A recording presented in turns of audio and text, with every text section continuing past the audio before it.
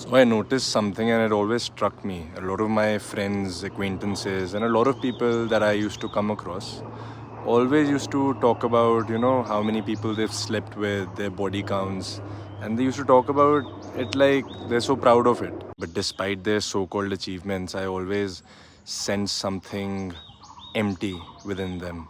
And I always sensed that they have a hunger for something more profound. And it made me question the link. This pursuit of physical intimacy, often mistaken for love, lust, often mistaken for love.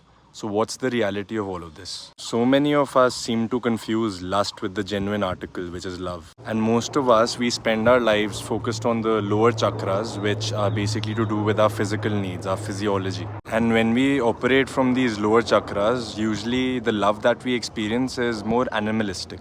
It just has a single dimension. It's purely physical. It lacks any psychological or any emotional connection. And if love were a scale, lust would only register barely, maybe at 1%.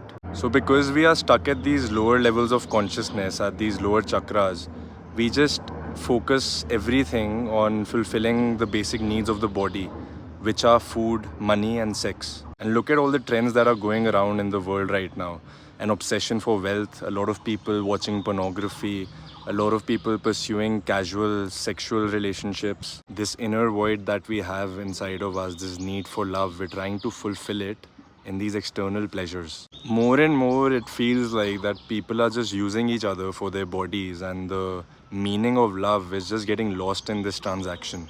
And the irony is that these people that are doing all of these things, they carry this palpable emptiness within them. This physical act becomes a very desperate attempt to feel loved, but it's just a very basic act. It's a very basic primal form of affection. And love is a very vast spectrum. We are supposed to move beyond these lower levels of consciousness and these lower chakras so that we can really explore the depths of love. Staying stuck at these shallows will always leave us unfulfilled, because true love isn't just about the body, it's about the soul. And Osho says that sex is the beginning, not the end. It's a door, it's not the house. So let me know, have you ever felt this difference between what is lust and what is true love? What has your experience been?